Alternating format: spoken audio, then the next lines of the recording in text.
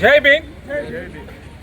ఈరోజు భద్రాద్రి కొత్తగూడెం జిల్లా కలెక్టరేట్ ముందు మాల మహానాడు ఆధ్వర్యంలో ఎస్సీ వర్గీకరణ బిల్లును చట్టం చేసినందుకు గాను, అదేవిధంగా క్రిమిలేర్ విధానాన్ని ఇంప్లిమెంట్ చేయనందుకు గాను ఇక్కడ నిరసన కార్యక్రమం మాల మహానాడు ఆధ్వర్యంలో చేయడం జరుగుతుంది. మరి ఎక్కడో మోసం చేసేవాళ్ళు లేరు. మా మాలల్లే ఎక్కడో మనం ఏమనుకున్నామంటే ఇన్ని రోజులు మందకృష్ణ మాదిగా చేసినటువంటి 30 సంవత్సరాల యుద్ధం వల్ల, అతను చేసిన పోరాటం వల్ల ఎస్సీ వర్గీకరణ జరిగింది అనుకుంటున్నాం. కానీ అది అసలు ముమ్మాటికి అసత్యం. మన మందకృష్ణ మాది కొట్లాడింది ఎవరితోని? మాల ఎమ్మెల్యేలు, ఎంపీలు, వాళ్ళందరూ కూడా ఇప్పుడు రండలు కొజ్జాలు లెక్క మిగిలినలు. ఈ కొజ్జాలతో కొట్లాడి నువ్వు వర్గీకరణ చేసావంటే నువ్వు అది ఎంతవరకు సబబు? నీకు దమ్ముంటే మందకృష్ణ మాదిగా క్రిమిలేర్ విధానాన్ని కూడా ఇంప్లిమెంట్ చేసి పేద సామాజిక వర్గానికి చెందిన దళితులందరికీ కూడా న్యాయం చేయాలని చెప్పి సందర్భంగా తెలియజేస్తూ, నీకు పద్మశ్రీ అవార్డు ఇచ్చిండ్రు.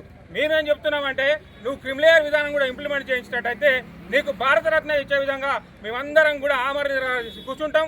మీరు క్రిమిలేర్ విధానాన్ని కూడా ఇంప్లిమెంట్ చేయాలని చెప్పి, మీరు పోరాటం చేయాలని చెప్పి సందర్భంగా తెలియజేస్తూ, మరి రేవంత్ రెడ్డి గారు మీరు ఒకటి అంటున్నారు, మేమే వర్గీకరణ చేసాం, సుప్రీంకోర్టుకి మేమే మంచి లాయర్లు పెట్టినాం, మేమే డబ్బులు ఇచ్చి పంపించినాం, మేమే మంత్రులను ఇచ్చి పంపించినాం అని చెప్పి చెప్తున్నారు. కాంటలేం.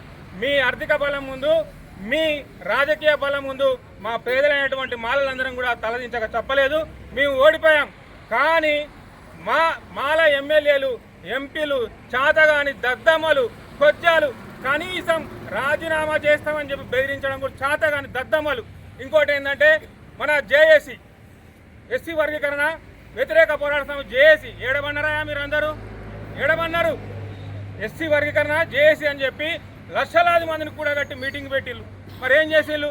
ఇదే విధంగా మన ఎమ్మెల్యే గారు వివేక్ గారు ఎంతో కొంత పోరాటం చేసిళ్ళు, కాదంటలేము. కానీ మాల ఎమ్మెల్యేలని, ఎంపీలని కూడగట్టి ప్రభుత్వానికి వ్యతిరేకంగా మాలలకు ఎస్సీ వర్గీకరణ జరగకుండా పోరాటంలో విఫలమైన సందర్భంగా తెలియజేస్తూ, ప్రభుత్వానికి వీరికి లోపాయికార ఒప్పందం.